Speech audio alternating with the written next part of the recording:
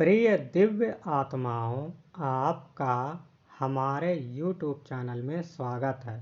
बहुत से लोग हैं जिन्हें मृत्यु का भय सदैव ही सताता रहता है। थोड़ी थोड़ी बात में उनको घबराहट होने लगती है, उनका ब्लड प्रेशर लो होने लगता है, उनकी सांसें फूलने लगती है। बहुत से लोग मृत्यु से सदैव ही डरते रहते हैं। बहुत से लोग ऐसे हैं जो लगातार बीमार ही बने रहते हैं, बीमारी उनका पीछा ही नहीं छोड़ती, जिस वजह से उन्हें मृत्यु से भय लगने लगता है। कोई ना कोई बीमारी उनके शरीर को पकड़े ही रहती है। बहुत से ऐसे लोग हैं जो बुरे सपनों से, बुरे ख्यालों से भयभीत रहते हैं। बहुत से लोगों को किसी ज्योतिषी ने कुंडली में भयंकर एक्सीडेंट या अल्पायु के बारे में बता करके डरा दिया है। बहुत से लोगों के मन में यह भय रहता है कि उन पर किसी ने कहीं कुछ करा तो नहीं दिया है, जिनके वजह से उनके ऊपर ऐसी समस्या, ऐसी विपत्तियां बनी रहती है। कोई उनके ऊपर तंत्र प्रयोग तो नहीं हो गया है। ऐसे ही कोई भी नकारात्मक भय को देने वाली समस्या है, उन सब का एक ही उपाय है। नकारात्मकता या तंत्र मंत्र सबको प्रभावित नहीं करते हैं, कुछ ही खास लोगों को प्रभावित करते हैं। और जिन लोगों को प्रभावित करते हैं उनकी कुंडली में कुछ कॉमन चीज़ें देखी गई हैं। जैसे कि राक्षस गण में जन्मा व्यक्ति, उसकी कुंडली में यदि चंद्रमा शनि या चंद्रमा राहु एक साथ बैठे हों, किसी भी तरीके से अष्टम भाव से संबंध बना रहे हों, चंद्रमा या शनि आमने सामने बैठे हों, चंद्रमा बुध या राहु एक साथ बैठे हों या फिर आमने सामने बैठे हों, अष्टम भाव में ग्रहण योग, विष योग, चांडाल योग, इनमें से कोई एक ऐसा योग बन रहा हो, चतुर्थ भाव में पापी ग्रहों का प्रभाव हो, अष्टम भाव में एक साथ कई पापी ग्रह जैसे शनि, राहु, केतु, इनकी दृष्टि बनी हुई हो, शनि राहु एक साथ बैठे हों, बुध मंगल या राहु एक साथ बैठे हों, ऐसे अनेकों योग हैं जो कि मृत्यु का भय देते हैं, जो डिप्रेशन देते हैं, जो बार बार बीमार करते रहते हैं, जो जीवन में भय और नकारात्मकता को आकर्षित करते हैं, तंत्र प्रभाव को आकर्षित कर लेते हैं। इनका प्रभाव जीवन में उस समय आपको देखने को मिलेगा जब इनमें से कोई योग आपकी कुंडली में हो और साथ ही उनकी ही दशा या अंतर्दशा आपके जीवन में जब आएगी, तब ये प्रभाव देखने को मिलेगा। और गोचर में उस समय यह ग्रह प्रभावित भी करते हैं। ऐसे कोई भय तभी आ सकते हैं।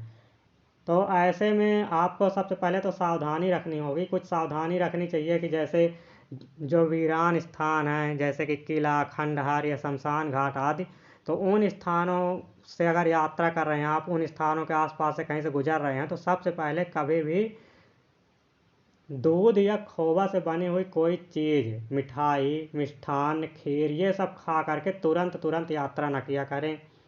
और दूसरी बात ये है कि जैसे जो महिलाएं, जो स्त्रियां जो पीरियड्स में हैं, वो किसी वीरान स्थानों से उन दिनों पर ना गुजरें, अन्यथा वो इन तंत्रों को, नकारात्मक हवाओं को आकर्षित कर लेती हैं। तो ये दो बात बहुत विशेष रूप से ध्यान रखें। और जिन जो नकारात्मक प्रभाव में आ ही गए हैं तो वो रात में दूध पीना बंद कर दें। ये चीज़ तो पहले ध्यान में रखनी चाहिए। ऐसा कोई भी भय हो या नकारात्मकता हो, केवल एक छोटे से स्तोत्र के प्रतिदिन पाठ करने मात्र से ही ये सारी समस्याएं चली जाती हैं। इस स्तोत्र का नाम है मृत्युष्टक स्तोत्र। स्वयं भगवान विष्णु ने इस स्तोत्र को महर्षि मार्कंडेय को प्रदान किया था। जो व्यक्ति प्रतिदिन इस स्तोत्र का पाठ संध्या के समय करते हैं, उन्हें अकाल मृत्यु का कोई भय नहीं रह जाता।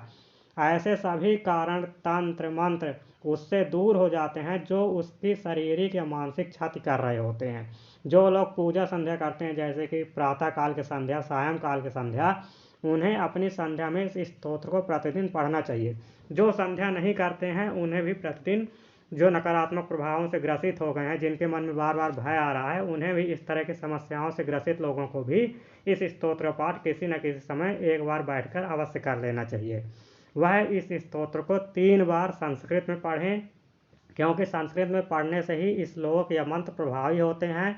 वो संस्कृत में ही उनको ऊर्जा दी गई है, संस्कृत में ही ऋषियों के द्वारा उनको ऊर्जा प्रदान की गई है।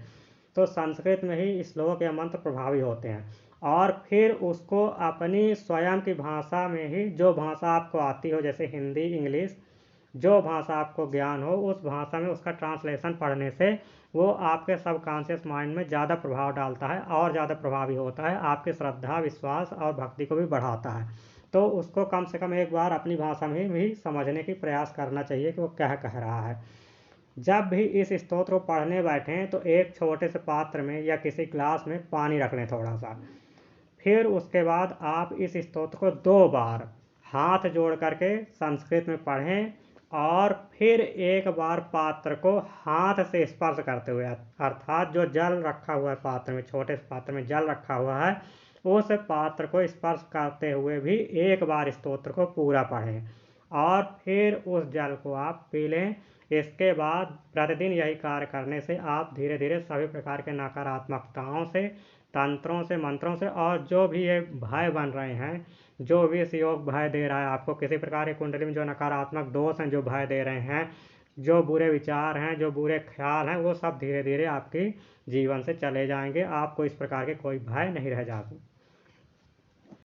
अथ मृत्यष्टक स्तोत्रं तत्संप्रवक्ष्यामि मार्कण्डेयेन भासितं सर्वं दामोदरं प्रपन्नोऽस्मि किन्नो मृत्युः करिष्यति शङ्खचक्रधरं देवं व्यक्तरूपिणम् अव्ययम् अधोक्षजं प्रपन्नोऽस्मि किन्नो मृत्युः करिष्यति वाराहं वामनं विष्णुं नारसिंहं जनार्दनं माधवं च प्रपन्नोऽस्मि किन्नो मृत्युः करिष्यति पुरुषं पुष्करक्षेत्रबीजं पुण्यं जगत्पतिं लोकनाथं प्रपन्नोऽस्मि किन्नो मृत्युः करिष्यति सहस्रशीर्षं देवं व्यक्त अव्यक्तं सनातनं महायोगं प्रपन्नोऽस्मि किन्नो मृत्युः करिष्यति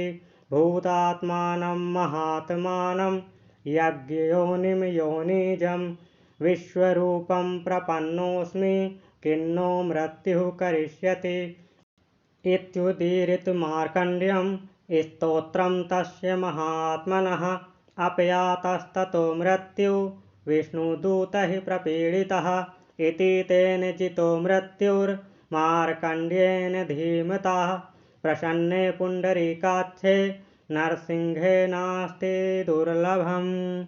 हरि शरणम। सूत जी ने कहा, हे शौनक, अब मैं मार्कण्डेय मुनि के द्वारा कहे हुए उस पवित्र स्तोत्र को बतलाता हूँ जिसका पाठ करके स्वयं बुद्धिमान मार्कण्डेय मुनि ने मृत्यु को जीत लिया है। वह स्तोत्र इस प्रकार है। मैं दामोदर भगवान की शरण में हूँ, मृत्यु मेरा क्या करेगी। मैं शंख चक्र गदाधारी व्यक्त अव्यय अधोक्षज भगवान श्री हरि विष्णु की शरण में हूँ, मृत्यु मेरा क्या करेगी। मैं वाराह, वामन, विष्णु, नरसिंह, जनार्दन, माधव भगवान के शरणागत हूँ, मृत्यु मेरा क्या करेगी। मैं पुराण पुरुष पुष्कर क्षेत्र के बीज भूत महापुण्यशाली जगतपति भगवान लोकनाथ की शरण में हूँ, मृत्यु मेरा क्या करेगी। मैं सहस्त्र शीर्ष वाले, सहस्त्र भुजाओं वाले, सहस्त्र उदर वाले व्यक्त अव्यक्त सनातन महायोगेश्वर परमेश्वर भगवान वासुदेव की शरण में हूँ, मृत्यु मेरा क्या करेगी। मैंने प्राणियों में आत्मा स्वरूप से विद्यमान रहने वाले महात्मा यज्ञ योनि अयोनिज विश्व रूप परमेश्वर भगवान श्री कृष्ण की शरण ग्रहण कर ली है, अब मृत्यु मेरा क्या करेगी। इस प्रकार महात्मा मार्कण्डेय मुनि के द्वारा पढ़ी हुई स्तुति को सुन करके विष्णु दूतों से संत्रस्त होकर के मृत्यु भाग खड़ी होती है। इस स्तोत्र का पाठ करके स्वयं बुद्धिमान श्री मार्कण्डेय मुनि ने मृत्यु पर विजय को प्राप्त करके रखा हुआ है। पुंडरीकाक्ष श्री नरसिंह भगवान महाविष्णु के प्रसन्न होने पर संसार में कोई भी वस्तु दुर्लभ नहीं है। यह मृत्यष्टक स्तोत्र महापुण्यशाली है, मृत्यु का विनाश करने वाला और परम मंगलदायक है। मार्कण्डेय मुनि का कल्याण करने के लिए स्वयं भगवान विष्णु ने इस स्तोत्र को कहा है।